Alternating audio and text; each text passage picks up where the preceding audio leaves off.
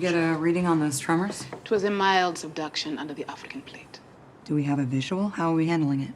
Nat, it's an earthquake under the ocean. We handle it by not handling it. Marvel, God bless them. Their writers, their stories, and they've been sending us Easter eggs about who would be the next villain in Black Panther 2. What you've seen in the beginning of this video is definitely an Easter egg, and we're going to talk about Black Panther 2, casting Storm in Black Panther 2, and who a secondary villain can be besides the main villain in Black Panther 2. But first, y'all know on this channel we always put on our +7 glasses of sexy as hell, because I'm working on skilling my craft, bringing you a more informed YouTube experience, something better to look at. Please subscribe to this channel. Turn on those notifications so when I drop videos, you get them. Also, if you're new to my channel, go to my YouTube homepage playlist. A video like this would be under comments, but just go through all the videos I do because we bring a lot to the table. So the Easter egg you've seen, in my opinion, is a tease to Namor the Submariner coming into Black Panther to be the next main villain in Black Panther, or maybe the secondary villain in Black Panther, because Namor, he's more of an anti-villain, more so along the lines, you could say like Venom. He's not necessarily a bad guy, but he is one who likes to be left alone, and him and Black Panther have had some epic clashes in the past. I know some of my comic book folks would say DC ripped off Namor. I know that is up for debate, and some would be very sad about that, but if you just kind of look at the comparisons, you have Aquaman, and his main villain, one of his main villains is Black Manta, which is an African American or a minority, however you want to call it. And then you come over here and you see Namor the Submariner, who is basically their Aquaman, versus Black Panther, an African, and they're fighting. Some of the other little things like that that are in the storyline, you know, both are kings of the underwater. The only difference is Black Manta wasn't the king of any country or any nation. Having said that, they've had Black Panther and Namor have had epic battles. Namor has been an Illuminati. He's had to work with Black Panther. They both just really and truly want to protect their nations. And you're going to see all that.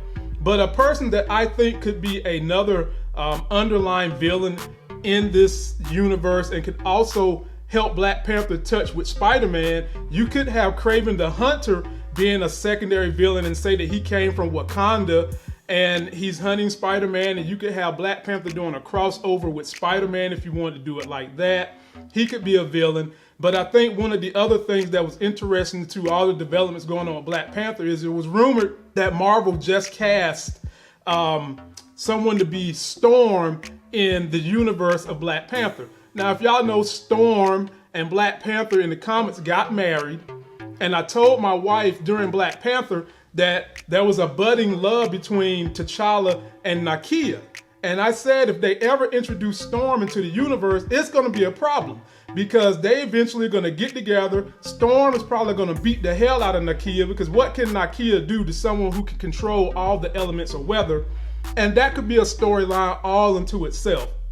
But you could easily have Storm coming from one of the tribes outside of Wakanda. If they want to follow the comic storyline, how, you know, T'Challa was kind of spying on her tribe, whatever they want to do, they could do that, have them come together, and she might have to potentially come together to help him subdue Namor, because Namor is a powerful cat.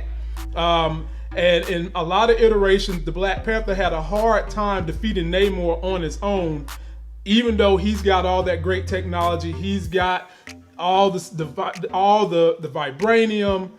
He's got all that, but he's had a hard time defeating Namor. And they don't have to per se call Storm a mutant. They can just introduce her with her powers. They can introduce her to come in and help him. They can have it where Namor is threatening not just Wakanda, but he's also threatening outside tribes too.